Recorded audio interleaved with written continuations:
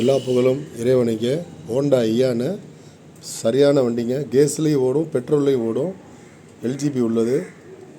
சரியான வண்டி, இன்சூரன்ஸோடு இருக்குது. Super car. ஏசி சூப்பராக இருக்குது. உள்ளே Sony Android TV, JBL woofer, 4 Sony speaker போட்டிருக்காங்க. ஒரு செம்ம ரெஜூரி காருங்க. சேலுக்கு வந்திருக்கு. ஸோ பார்த்துக்குங்க.